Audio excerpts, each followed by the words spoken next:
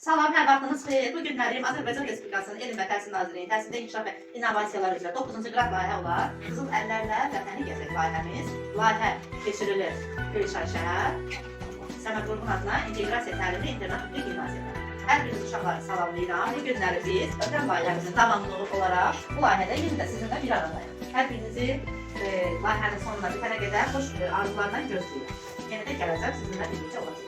Uşaqlar, bu layihələrin keçirilməsi həm siz şagirdləri çox sevindirici, əl işlərinizin hazırlanmasında, azda vaxtlarınızın sənələrin keçirilməsində, gələcəkdə telefondan ayrılmaq, yəni telefona asudə bağlılığı biraz əl işləri hazırlayırsan, əl işləri hazırlayırsan, onu rəqləmə prosesi, hazırlama prosesi, həm də gələcəkdə onun sərfi falan keçirlərdə orada satışçı olacaq və satış keçirlərdə da siz biznes bazarınızda formalaşmağı orada necə təşkil olunacaq. Uşaqlar, bəli, bizim layihəmiz, deməli, 3 aylıq layihədir. 3 aylıq layihədə 42 saat sizə təlim keçiriləcək. O 42 saat təlimi deməli bir hissəsi olacaq şam sabunla hazırlanmış əl işləri. Bir hissəsi olacaq uşaqlar. Mingəçevir şəhərinin biz keçən layihəmizdə Göyçay şəhidlərini bilirik ki, 44 günlük Vətən müharibəsi 2020-ci ildə deməli oldu və bizim torpaqlarımız, ərazi bütövlüyümüz nədir? Düşmən torpaqlarından 30 illik həsrətləri son qoydu və 44 günlük Vətən müharibəsində nədir? Torpaqlarımız işğaldan azad oldu. Və bizim uşaqlar elə yer düşmüşkən gəlin bir ayağa qalxaq, bir dəqiqədə 2 saat şəhidlərimiz oldu. 44 günlük Vətən müharibə şəhidləri 20 yanvar, 26 fevral Xocalıda, sonra digər döyüşlərində və ərazi bütöv, ümumiyyətlə Azərbaycan Respublikasının ərazi bütövlüyü uğrunda canını fəda edən şəhidlərimizin ruhunu bir dəqiqəlik şükürlə ehtiramdan yad edək. Əlimizi qoyuruq sinəmizin üstünə, hər birimiz şəhadət, yəni rəhmətə getmə almışlar. Amma biz onu bir dəqiqəlik şükürlə alma odur ki, biz onu əlimizi ürəyimizə qoyuruq, yəni o şəhidlərimizin şəhid olma anını almırıq. Başa düşdük? Bir dəqiqəlik şükürlə ehtiramdan yad edək.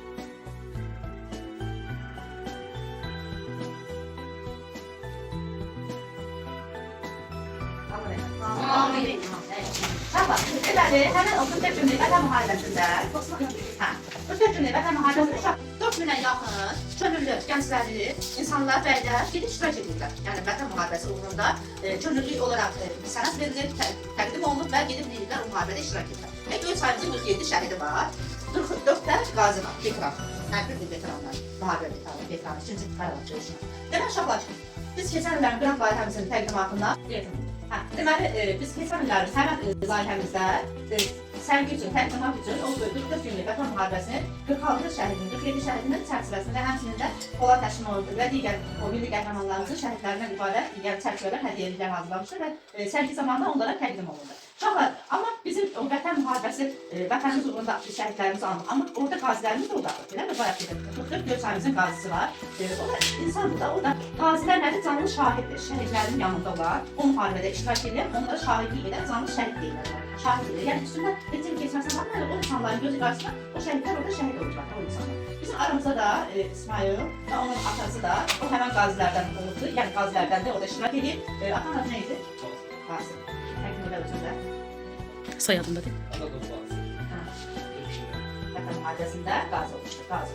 Allah şəfa versin, Allah kömək olsun. Çox sağ ol, sən də bizim aramızda xoş gördük.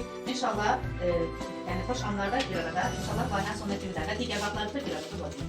Allah adaya da can sağ versin, xeyir, sağ ol. Uşaqlar, indi biz həmən Göyçay şəhidlərindən o hədiyyəlikləri hazırladıq, eləmi? İndi biz növbəti bu layihəmizdə davamlıq olaraq əməkdaşlıq edəcək. Biz orada sərgi təşkil olacaq, orada da gedib iştirak ən yaxşı aramada bazarlıqları, rəsm çəkən, əl işləri hazırlayan uşaqlar sizin hazırladığınız həmən əl işlərini, sərgilərini, onların işlərinə birgir, biz orada neylədik, sərgisini qoyacaq Mingəçevir şəhərində. İndi biz Mingəçevir şəhərində biz əl işlərindən oranın şəhidlərini neylədik, o hazırlanan çərçivələrdən, onların çox şəhidlər üçün də neylədik, hədiyyəlik hazırlayacaq. Elə hər birinizə uğurlar, bir də şam və sabunla olan əl işlərimizi onlarda hazırlayacaq. Hamısı bir yerdə qəşəng hazırlanma, bəzəmə, hazırlama işi tamamlanandan sonra neylədik, biz onun sərgisində arı Mingəçevir şəhərinin Gənclər Mərkəzində təşkil olunan sərgidə paylaşacaq. Yəni ilk günümüzdür, hər birinizə uğurlar, ilk dərsimiz diaqnostik qiymətləndirmədir. Çünki bizim əl işi hazırlayırıqsa, uşaqlar o əl işlərində insanın, deməli, insanın əl uclarında bilirik ki, insanın bədənində biz biologiyada həqiqətdən keçmişik duyğu orqanlarımız var, eləmi? Hansıdır? Görmə, eşitmə, dad bilmə, soğuma, bizim hiss etmə. Siqnal bizə indi daxili beynimizə çatır. Uşaqlar və duyğu vasitəsilə bizim də uşaqlar bu dırnaq ucu, barmaq uclarımızda olan sinir ucları, materikalar, biz Tamamen içeride gelir ama sinir uçlarımız, sinir sistemler. Bəli. Barmaq uçlarımızda olan sinir uçlarımız, motorikalar, biz əl işləri hazırlayanda, rəsm işi eləyəndə hansı bir əl bacarığı hazırlayarsa ama o həmən motorikalar psixologiyada var.